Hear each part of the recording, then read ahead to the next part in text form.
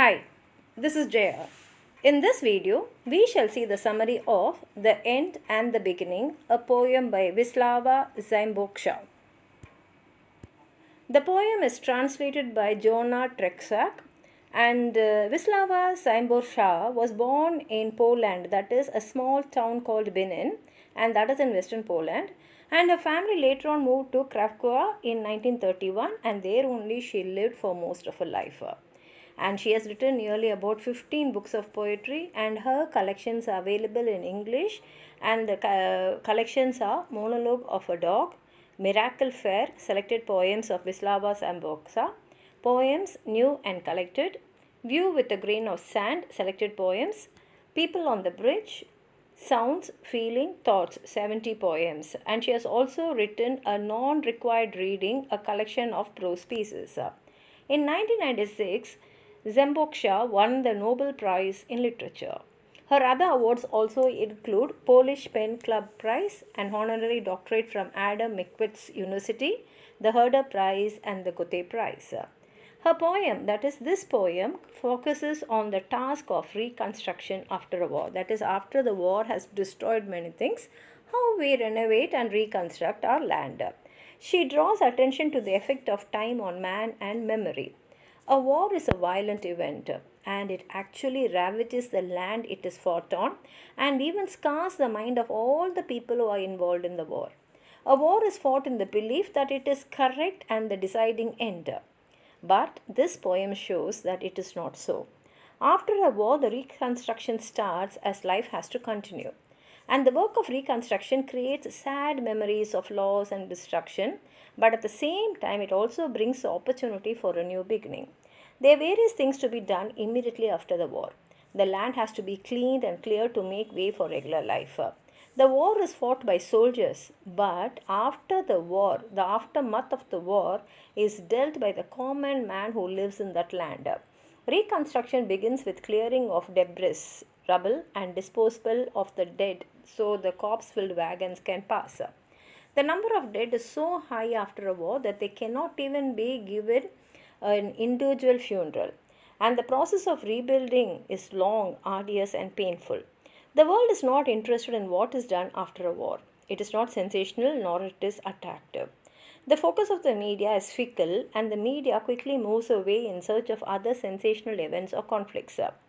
The commercialized media cares only about news which will give it viewership, and it will not report the difficulties faced by a war-torn land.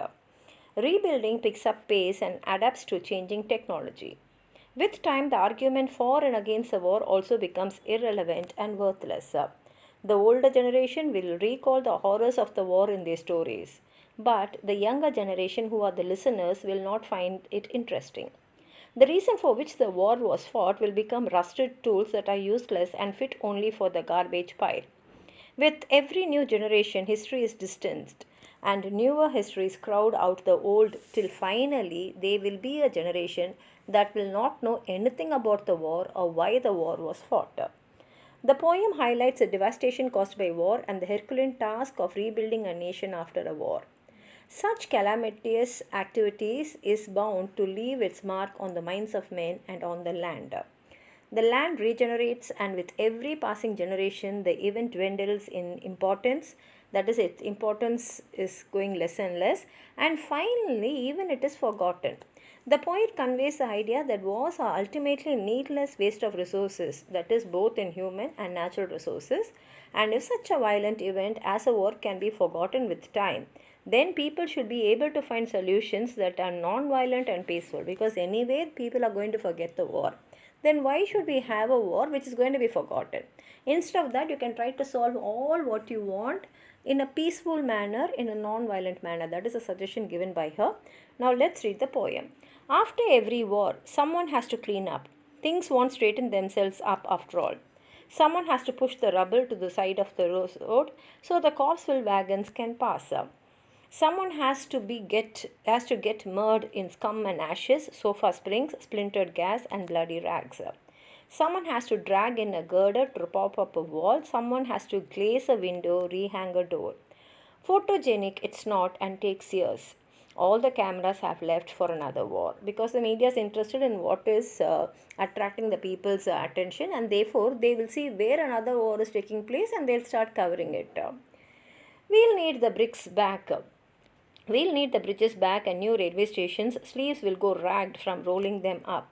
Someone, broom in hand, still recalls the way it was.